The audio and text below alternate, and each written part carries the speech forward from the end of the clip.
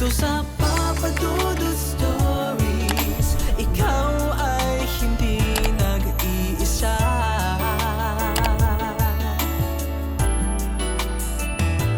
Dito sa Papa Dudut Stories, may nagmamahal sa'yo. Papa Dudut Stories, Papa Dudut Stories. Dear Papa Dudut, sa lahat po ng mga nakatutok ngayon, huwag pong kalimutan mag-like, mag-share at mag-subscribe. Maraming salamat po sa inyong lahat.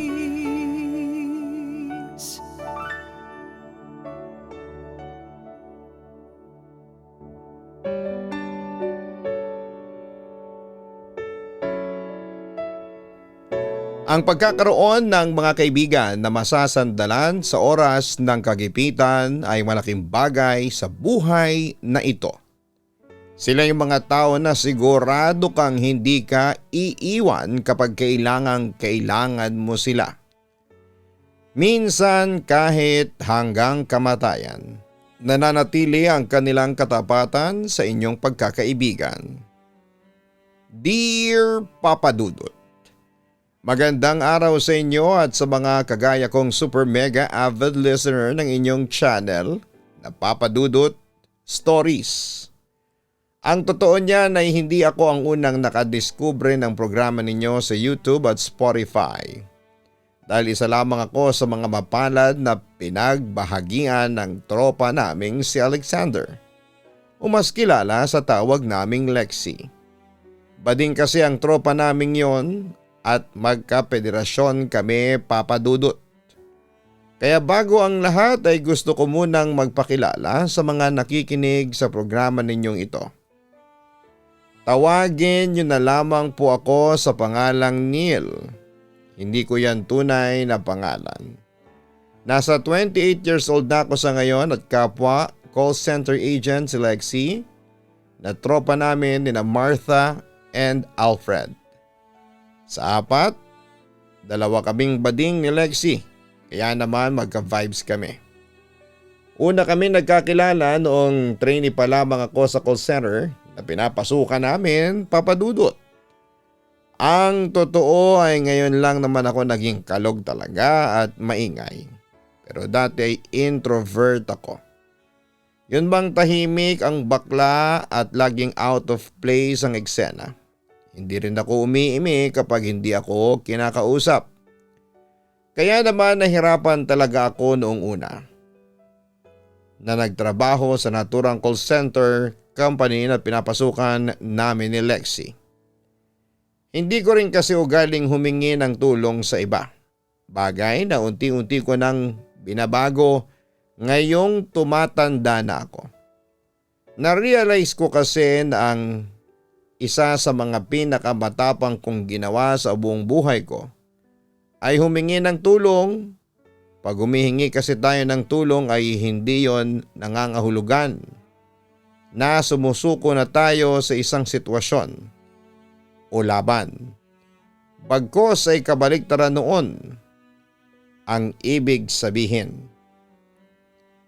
Ayaw nating sumuko at kapag pumayag tayong tulungan ng ibang tao, lalo na kung pamilya natin ito o mga kaibigan, ay mas nagiging madali ang pagharap natin sa mga hamon ng buhay.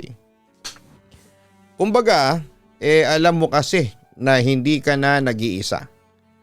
Merong mga tao na handang umagapay sa iyo kaya mas nagiging malakas at matapang ka. Papa Dudut, yon ang mga katangian na pinaramdam sa akin ni Lexi simula nang naging magkaibigan kami. Dahil nauna siya sa akin ng 2 taon sa naturang call center company na pinapasukan namin ay kabisado na niya halos ang mga sistema doon. At ibahin niyo ang friendship kong si Lexi dahil hindi siya katulad ng ibang mga matatagal ng agent doon na kinakain na ng sistema at akala mo ay kung sinong tagapagmana ng kumpanya kung umasta. Si Lexi kasi mabait at bukas palad sa pagtulong sa mga taong nangangailangan ng tulong. lalo na sa trabaho nila. Pero hindi lang sa trabaho namin mabait at matulungin si Lexie, Papa Dudut. Dahil in real life ay napaka-generous talaga niya at maasahan. Ewan, pero ganon talaga siguro. Kumbaga nakahulma na sa pagkatao niya ang ugali niyang yon. At nananalaytay na sa mga ugat niya ang pagiging mabuting tao o kaibigan. Oo, uunahan ko na kayo kasi more on kwento itong si Lexie. May dahilan kung bakit hindi siya ang personal na nagsulat kahit na siyang nakadiskubre ng programa ninyo, Papa Dudut. At malalaman nyo rin sa dulo, pero sa ngayon ay tiyagain nyo na lang na pakinggan dahil malaki ang ugnayan ng kaibigan namin yon sa mga nakakatakot na karanasang pinagdaanan namin, Papa Dudut. Mabalik tayo kay Lexie at sa pagsasalarawan ko sa kanya. Katulad ng una ko nang sinabi, responsable, generous, matulungin at maasahan talaga siyang tao. Masayahin din si Lexie at malakas ang fighting spirit. Parang never ko pa siyang nakitang umiyak maliban na lamang kung pamilya niya ang pinag-uusapan. Kahit kasi malakas siya in the outside, ay pusong mamon naman siya in the inside. Ganon po si Lexie dahil breadwinner siya. Siya ang tumatayong tatay sa pamilya nila at nagsisilbing provider matapos hindi sila pangatawanan ng tatay nila. Nambabae raw kasi ito pero noong 20 years old siya ay bumalik daw ito sa poder nila para magpaalaga dahil nagkasakit ng tuberculosis at inabandona ng babaeng pinalit nito sa nanay nila Lexie. Kapal hindi ba? Tandang-tanda ko pa ang gigil ko hanggang universe nung narinig ko ang kwento niyang yon. Pero syempre dahil marupok ang mood rakels ni Lexie ay tinanggap niya pa rin pabalik sa bahay at buhay nila ang impakto niyang tatay. Bukod doon ay inalagaan din ito ng nanay nila hanggang gumaling, kaya lang nung naging maayos naman, ang pakiramdam nito ay unti-unting lumabas ang pagiging anak ng demonyo nito. At nagpapatunay noon ang mga sitwasyon kung saan ay nakikitaan namin ang pasa sa iba't ibang bahagi ng katawan ng kaibigan naming si Lexie, Papa Dudut. Bes, anong nasa braso mo, pasa ba yan? Taranta at nag-aalala kong tanong. Hindi bes, birthmark lang yan. Biro niya, pero that time ay hindi ako natawa. Sa halip ay sinimangutang ko si Lexie. Kabisado ko kasi ang ugali niya, kumbaga sanay siya na idaan sa biro ang mga bagay-bagay. Pero hindi naman sa lahat ng pagkakataon ay pupwede yon. Gaga, ang sabi ko, tapos napabuntong hininga ko. Dilapitan ko si Lexie at sinserong nagsalita. Sinaktan ka na naman ng tatay mong ulupong, no? Mahinahon pero malungkot na tanong ko sa kanya. Kita kong iniwas ni Lexie ang kanyang mga mata sa akin pero maya-maya rin ay tumango siya bilang pagkumpirma. Agad akong napatiimbagang at napamura dahil sa katotohanang sumambulat sa akin. Ang totoo ay hindi yun ang unang beses na nakitaan namin ang mga pasa, galos at latay sa iba't ibang bahagi ng kanyang katawan. Ang kaibigan namin na pare-parehong kagagawa ng kanyang tatay. Papa Dudut, kinuwento sa amin ni Lexie na galit daw ang tatay niya noong isang beses na nakita nitong lalamya-lamya siya. Doon ay inamin niya sa tatay niya na isa siyang bakla. Bagay na matagal na rin niyang sinekreto. Tanggap naman si Lexie ng nanay at mga kapatid niya at aaminin niyang nung iniwan sila ng tatay nila ay laking luwag sa dibdib ang kanyang naramdaman kasi nga malaki ang takot niya sa kanyang tatay. Dahil alam niya na ayaw nito sa mga bading. Pero kailangan niya ulit magkunwari nang bumalik ito sa bahay nila. Pero that time ay wala na siyang lusot kasi naaktuhan na siya, kaya napilitan siyang sabihin ang katotohanan. Pero imbis na pangunawa ay isang malakas na suntok sa sikmura at sinundan ng tadyak sa katawan ng sinagot nito. Ilang beses na ring pinagbantaan si Lexie na papatayin daw siya ng sarili niyang ama kapag nakita siya nitong babakla-bakla sa pamamahay nila. At kahit na inawat na ito ng nanay niya, sa huli wala pa rin itong nagawa, Papa Dudut. Simulang araw nang umuwi sa bahay nila, ang tatay nito ay naghari-harian na ito. Kaya naman masama ang loob ng aking kaibigang si Lexie sa kanyang ama. Pero hindi mapagtanim ng galit ang kaibigan ko. Kasi sa abot ng makakaya niya ay inuunawan niya ang pinanggagalingan ng galit at hinanakit sa mga bakla ng tatay niya. Doon niya nalaman na minsan pala itong binastos at minules siya ng isang bakla, Papa Dudut. Noong binata pa lamang ito. Kaso hindi na naman mababago ni Lexie ang realidad na hindi siya straight, kaya naman pinilit niyang ipaintindi sa tatay niya na iba siya sa baklang gumawa ng kabastusan dito noong araw. Pero sa kabila ng lahat ay nanatiling sarado ang isipan at puso ng kanyang ama. Isang gabi bigla na lamang tumunog ang aking cellphone. Nagulat pa nga ako kasi wala naman akong tawag na inaasahan noon. Saka patulog na rin ako. Nagkataon na walang pasok kinabukasan dahil holiday, kaya sabi ko sa aking sarili gusto kong sulitin ang pahinga. Pero ayun na nga, may tumawag sa cellphone ko at si Lexie yun, Papa Dudut. Nung una ay nagtaka pa ako pero agad ko rin namang sinagot ang tawag niya. Baka kasi emergency o ano at mahirap na. At tama ako dahil emergency nga yun. Pero hindi naman grabe ang sitwasyon, bagaman nakakagulat pa rin. Well, sinabihan kasi kami ni Lexie, ako at iba pa naming tropa na magbihis at mag-impake ng mga damit dahil gusto niyang pumunta kami sa Baguio. Taga Bulacan nga pala kami at nagtatrabaho sa QC. Ang sabi ni Lexie ay gusto raw niyang gumala kaming magtutropa at magpakasaya dahil gano'n naman daw talaga ang buhay. Ang totoo ay matagal na naming plano ang magbagyo pero hindi matuloy-tuloy. Kaya biglang yaya na lamang kami ni Lexie kasi mas malaki daw ang porsyento na matuloy ang isang lakad kapag biglaan. At totoo nga yun dahil nakita na lang namin ang aming sarili na nakasakay sa bus papunta sa Baguio City. Pasado 6:00 na ng umaga nang dumating kaming apat sa City of Pines, Papa Dudut. Hindi po yun ang unang beses ko na nakakyat sa Baguio pero yun ang unang beses na kasama ko ang mga tropa ko na sina Lexie, Martha, and Alfred. At dahil biglaan ay wala kaming naihandang itinerary, basta pinuntahan lang namin yung mga sikat na tourist spot na nakikita namin na pinupuntahan ng ibang umaakyat sa Baguio City. At masasabi ko na nag-enjoy kami ng husto. Napakarami naming kinuhang picture ng magagandang view ng Baguio sa mga tourist spot na pinuntahan namin.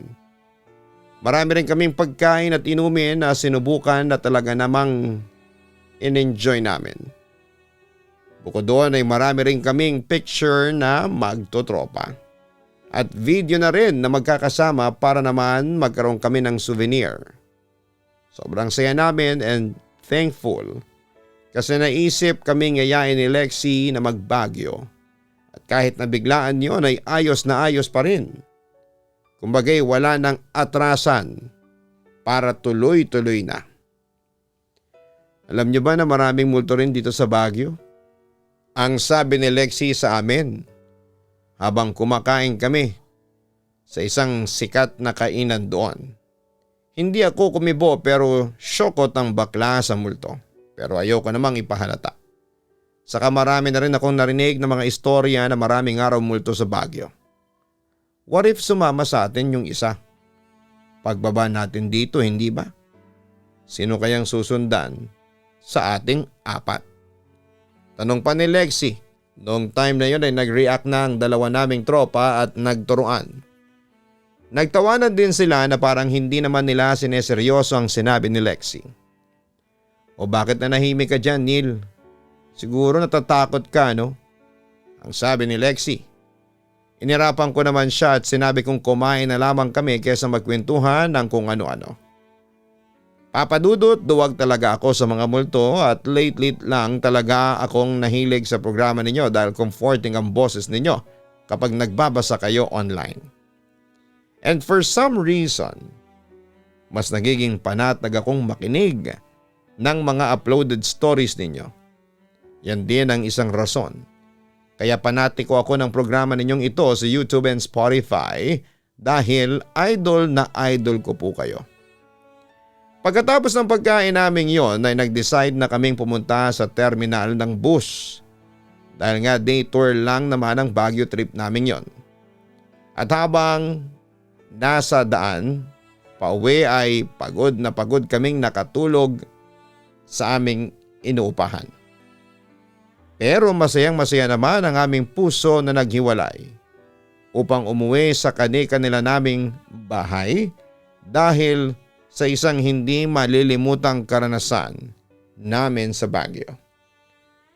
Nag-usap-usap pa nga kami na dalas-dalasan naman namin ang mga gala habang buhay pa kami. Kesa naman saka kami gagala kung kailan mga ligaw na kaluluwa na lamang kami. Kaya pagkalipas ng isang buwan ay nasundan nga ng Tagaytay trip ang paglabas naming apat. Bale nag-staycation kami doon ng isang gabi at nagkasiyahan. Nagkwentuhan tungkol sa buhay at pangarap at nag-inuman. Sobrang saya ko papadudot kasi nakilala ko ang tropa namin ni Lexi at maging si Lexi mismo dahil para sa akin ay hulog siya ng langit upang maging kaibigan ko. Malalim kasi ang tingin ko sa salitang yan dahil para sa akin ay hindi lahat ng tao na nakakasalamuha mo ay pwede mong ituring na kaibigan. Lalo na sa mga panahon natin ngayon na usong-uso na ang kaplastikan. Kaya lang biglang nagbago ang ihip ng hangin pagkalipas ng 2 linggo matapos kaming gimbalin ng isang nakakapanlumong balita papadudot. Yon ay walang iba kundi ang pagkamatay ni Lexi. Gulat na gulat kami nila Martha and Alfred dahil noong huling beses na nakita at nakausap namin si Lexi malakas pa siya. Masigla at nagjo-joke pa nga siya sa amin, katulad ng palagi niyang ginagawa at sinabi rin niya na gusto naman niyang gumala kaming magtutropa sa Rizal dahil may nakita siyang maganda and relaxing na camping site sa Tanay. Gusto raw niya yung subukan pero hindi na yon mangyayari dahil nga sa biglaan siyang nagpakamatay. Second night ng burol ni Lexi nang dumalaw kami sa kanila, papadudot. Walang masyadong bisita noong time na yon at una naming nakita ang nanay niya na mugto ang mga mata. Nagpasensya pa nga ito sa amin kasi hindi niya kami kaagad na asikaso. Gawa nang nangihina pa raw siya sa kakaiyak sa harapan ng kabaong ni Lexi. Nalungkot naman ako kasi malambot ang puso ko sa mga magulang. Mas nadagdagan pa yung bigat na nararamdaman ko noong mga panahong yon. Nung sinabi sa amin ng mama niya na malaking kawalan para sa pamilya nila si Lexi. Lalo na ito ay tumatayong breadwinner. Nung tinanong ko kung ano ba ang kinamatay ni Lexi ay hindi agad nakasagot ang nanay niya tapos ay saktong bigla namang dumating ang tatay ni Lexi na lasing na lasing. Sa sobra pang ang kalasingan nito ay natumbay pa ito at nag-dive sa bakanting upuan. Umiyaw ang nanay ni Lexi at tarantang-taranta na tinulungan upang makatayo ang asawa pero lasing ito at walang kinikilala. At nasampal nito ang nanay ng kaibigan namin. Yun ang dahilan kung bakit napaupo ito sa lupa. Sobra kaming nagulat sa nangyari pero mas nanaig sa amin ang takot, Papa Dudut. Sa uli naawat din naman ang pagwawala at pag-iiskandalo ng tatay ni Lexie ng ilang nagmamalasakit na kalalakihan doon na puro kapitbahay nila. Hiyang-hiya tuloy sa amin ang nanay ni Lexie. Papa Dudut, paulit-ulit siyang nagsorry kahit na sinabi naming ayos na ang lahat. Papa Dudut, ako lang ang umattend sa libing ni Lexie dahil may ibang ginawa sina Martha and Alfred. Pero tingin ko ay ayaw talaga nilang pumunta dahil natatakot sila sa tatay ni Lexie. Hindi na rin sila sumamang bumalik sa akin noong pumunta ulit ako sa burol ng namaya pa naming kaibigan dahil baka magwala na naman daw ang tatay ni Lexie. Hindi ko rin naman sila masisisi kasi nakakatakot ang tatay ni Lexie at totoo nga ang mga kwento niya na mukha itong walang sinasanto. Nang mga panahong yon ay hindi ko pa rin alam ang totoong kinamatay ng kaibigan namin, Papa Dudut. Basta sinabi lang sa akin ng nanay niya na inatake raw siya sa puso. Pero hindi ako naniniwala. Pero nanahimik na lamang ako dahil alam kong wala naman akong magagawa. Nasabi kong duda ako na atake sa puso ang kinamatay ni Lexie dahil sa mga pasa niya sa muka na hindi nagawang itago ng makeup niya. Sa tingin ko kasi ay sariwa pa yon, Papa Dudut. Kaya mapapaisip ka talaga kung nagsasabi ng totoo ang nanay niya. Matapos ang libing ni Lexie ay masasabi ko na malaki ang pinagbago ng lahat, lalong-lalo na sa tropa namin nila Martha at Alfred. Ang lungkot na kasi, wala na yung kengkoy sa tropa namin. Wala na yung palabiro at maingay. Yung masayahin at mahilig magyaya ng biglang gala. Wala nang pinakamamahal naming si Lexie. At tanging sa mga pictures na lang namin siya na magkakaibigan, na babalikan. Yung mga panahon na kasama namin siyang buhay pa siya. Maging ako ay apektado, Papa Dudut, dahil sa pagkamatay ni Lexie. At aminado ako na meron ngang mga gabi na napapanaginipan ko siya. Bes, tulungan mo ko. Sabi ni Lexie, tapos ay kitang-kita ko ang duguan niyang mukha na akala mo ay sinuntok para pumutok ang kanyang nguso. Marami rin siyang pasa sa katawan na katulad noong naipakita niya sa amin noon. Umayak din siya sa panaginip ko kaya nga noong nagising ako ay hindi ko na rin napigilang mapahagulhol ng iyak. Alam ko kasi na may mali at may hinala na ako na may kinalaman ang tatay niya sa pagkamatay niya. Siguro'y pinagtatakpan lang ito ng nanay niya kaya nagsimula na rin akong magtanim ng galit sa kanya, Papa Dudut. Sobrang nami-miss ko pa rin si Lexie. At kapag nararamdaman ko yon ay palagi kong binabalikan ang mga picture namin. Kaya nga payo ko sa mga nakikinig sa kwentong ito ay huwag kayong mag-atubili na kumuha ng larawan. Gamit ang mga cellphone ninyo. Mas maganda na mas marami at walang kaso kung hindi nyo lahat i-post sa social media. Malaki kasi ang naitutulong na mga pictures na yon sa mga panahong nami-miss nyo ang isang tao. Kapag ginawa ko yon, hindi ko na lamang namamalaya na umiiyak na pala ako. Dahil sa pagkamiss sa kaibigan naming si Lexie. Simula nang mailibing si Lexie ay palagi ko talaga siyang dinadalaw. Dumalang na lamang yon noong dumalas ang pag-uulan at pagkakaroon ng bagyo kasi bumabaha sa sementeryo na pinaglalagakan ng kanyang katawan. At kapag nangyayari yon ay nagpaparamdam talaga sa akin si Lexie, Papa Dudut. Hindi lang yon basta sa panaginip kundi kahit gising ako at busy sa aking ginagawa. Pero sa lahat ng pagpaparamdam niya sa akin ay never akong natakot sa kanya. Naisip ko lang na nami-miss din siguro niya kami kaya ganon. Pero may isang isipin talaga na bumabagabag sa akin ng husto. At yon ay ang what if may gusto talagang ipahiwatig sa akin si Lexie. Kaya siya nagpaparamdam, hindi ba? Pero sa totoo lang, hindi ko alam kung paano ko siya tutulungan, gayong pakiramdam ko ay wala rin naman akong magagawa. Kaya nga sorry lang ako ng sorry sa puntod niya at umaasa ako na naririnig niya ang panambitan kong yon. Hindi nagtagal makalipas ang 2 buwan ay ginimbal ulit kami ng isang balita nang malaman naming namatay na ang kanyang tatay. Ayon sa kwentong narinig namin ay nagpakamatay daw ang tatay ni Lexie at namatay na dilat ang mga mata. May bakas pa raw ng kamay sa leeg nito na para bang may sumakal dito, pero turns out sarili lang pala nito na mga kamay ang gumawa noon. Sobra raw na nakakatakot ang itsura ng bangkay ng tatay ni Lexie nang makita yon ng kapatid niya. Tululaway daw kasi ito, nakalabas ang dila.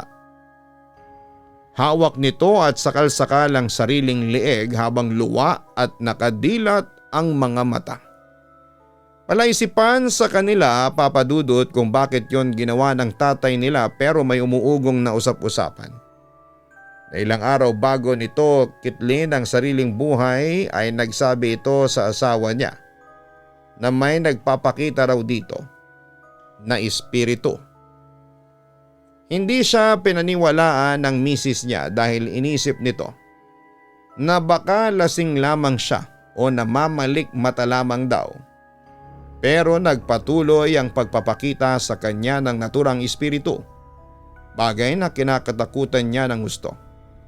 2 araw bago siya magpakamatay ay sinabi ng mga anak niya na nagbago na raw ng husto ang kilos at ugali ng tatay nila. Para itong may kausap at nakikita na hindi nila nakikita. Laging balisa at takot.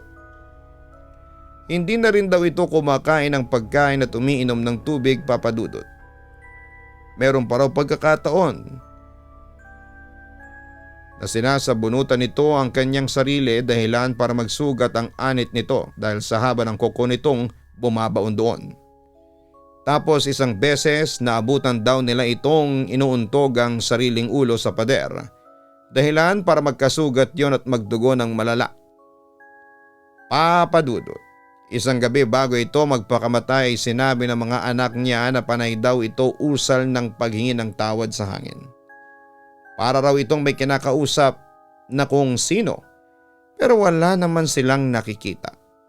Umihi at dumudumi na raw ito sa sariling salwal at tila baldado dahil hindi na makalakad. Doon na sila natakot ng husto kaya nag-decide na silang dalhin sa ospital ang tatay nila, pero ayaw nito, Papa Dudut. Matindi ang pagtutol at pagtanggi nito at panay sabi ng merong magagalit kapag umalis daw siya sa kinakaroonan niya. Kaya wala ring nagawa ang pamilya niya ng mga panahong yon. Ilang oras bago ito magpakamatay ay nagimbal sila nang sumuka raw ito sa kinakaroon ng kama. Hindi lang daw basta normal na suka yon, dahil halos wala na nga itong maisuka. Dahil wala na rin itong kinakain at iniinom. Sa halip ay dugo ang sinuka nito. Bagay na labis nilang pinagtakhan at kinakatakot. Umubo rin daw ito kaya naisip nila na baka bumalik ang sakit nitong tuberculosis. Doon na sila nag-decide ulit na isugod na sa ospital ang tatay nila sa ayaw nito at sa gusto. Plano nilang humingi ng tulong sa barangay para makahiram ng ambulansya. Pero hindi na nga sila umabot dahil doon na nito sinagawang kitlid ang sariling buhay.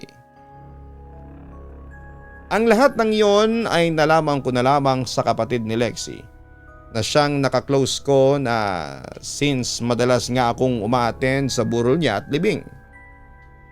Sa totoo lang ay napapangiwi ako sa pagdedetalye niya sa naturang kwento nang nangyari sa tatay nila at hanggang ngayon ay hindi pa rin ako makapaniwala. Pero for some reason, merong bahagi sa loob ko ang napanatag dahil alam ko at ramdam ko na naipaghiganti na ni Lexie ang kanyang sarili. Pagkatapos mamatay ang tatay niya ay never nagparamdam sa akin si Lexie. Magkaganon pa man ay palagi ko pa rin siyang dinadalaw sa sementeryo at nag-aalay pa rin ako ng bulaklak, Papa Dudut. Minsan sumasama sa akin sina Martha at Alfred lalo na kapag sobrang namimiss nila ang tropa naming yon. Inaamin nila na maging sa kanila ay nagpaparamdam si Lexie. At yun din ang dahilan kung bakit hindi na si Lexie ang personal na nagsusulat sa kwentong ito, Papa Dudut. Hindi ko na pahahabain ang istoryang ito.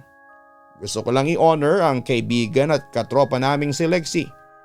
Gusto ko rin magpasalamat kasi nakilala ko siya at dumating siya sa buhay namin. Maraming salamat po sakaling mai-airy po ninyo ang istoryang ito namin na tungkol sa kanya. Ang masasabi ko lang ay pahalagahan po natin anumang pagkakaibigan ang meron tayo.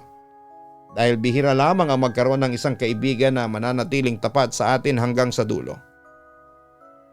Lubos na gumagalang, Neil. Ang pagkakaroon po ng mabuting kaibigan na handang sumuporta sa atin sa panahon ng pangangailangan at magbigay ng payo pag tayo ay naguguluhan ay maituturing na biyaya. At kung tayo man ay klase ng kaibigang yon ay patuloy tayong pagpapalain ng Panginoong Diyos. Hindi natin hawak ang ating buhay kaya importante na sulitin natin ito kasama ang mga mahal natin sa buhay. Huwag nating kalimutang kumuha ng mga larawan na pwede nating balikan sa mga sitwasyon na namimiss natin ang presensya ng mga mahal natin sa buhay. At sana'y palaging pagpalain ang mga katulad ni Lexie na isang mabuting anak at kaibigan. Maraming salamat po sa inyong lahat.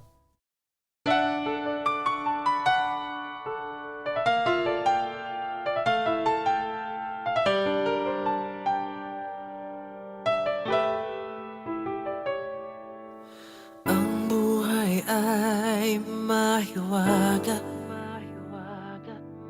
laging may lungkot at saya. Sa Papa Dudut Stories, laging may karamay ka.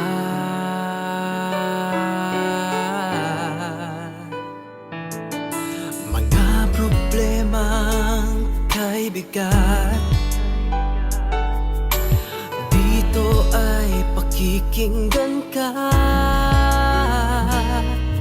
Sa Papa Dudut Stories, kami ay iyong kasama.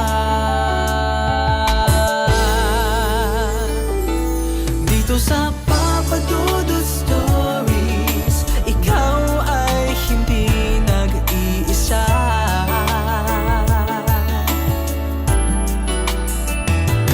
Dito sa Papa Dudut Stories, may nagmamahal sa'yo. Papa Dudut Stories, Papa Dudut Stories.